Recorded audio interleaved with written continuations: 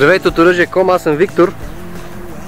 Знам, че се питате дали това е боен револвер, но в случая не е. Знам, че видяхте и гилзи, но в случая те отново не са бойни.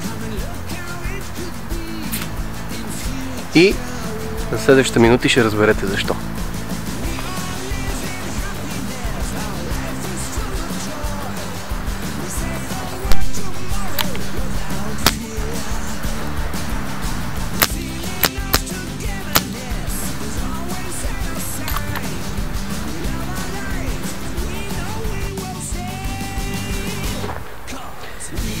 Драги зрители, можем да видим как точно се поставя 4,5 мм течма в гилзата.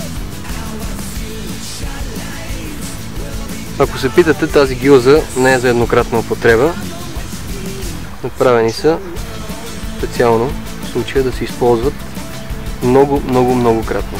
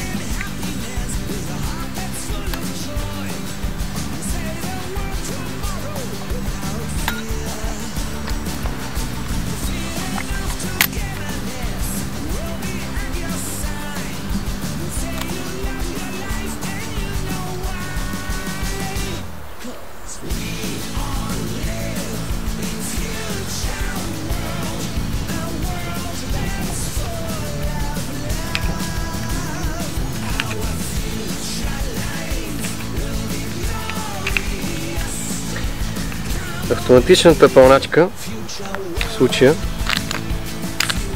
улеснява потребителя да напълни по-лесно и по-бързо пистолета.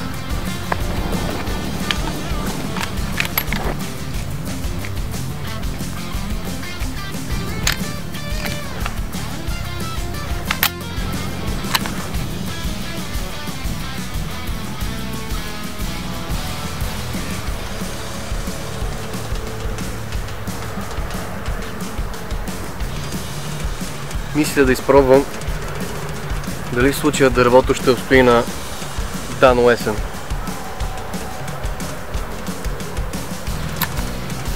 Когато сте заредили пистолета и не искате да произведете изстрел в случая, просто по старомодния начин натискаме спусъка и отпускаме бавно петлето. Да, знам, въздушен пистолет е, но и тази екстра е включена.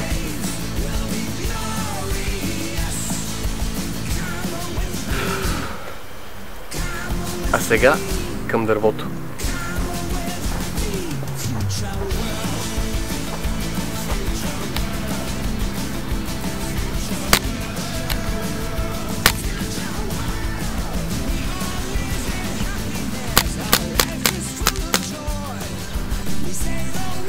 Отново можем да забележим колко безмилостен е дано есен в случая спрямо дървото.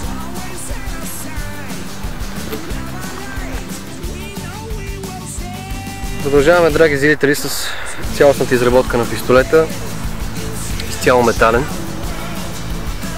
с изключение на дръжката, в случая ергономична,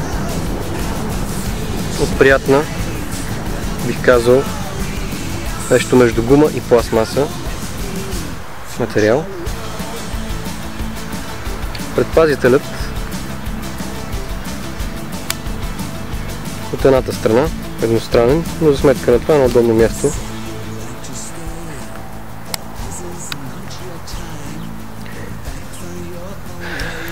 За движещата сила отново цяла две бутилка,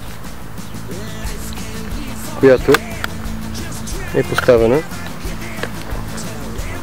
в дръжката на револвера.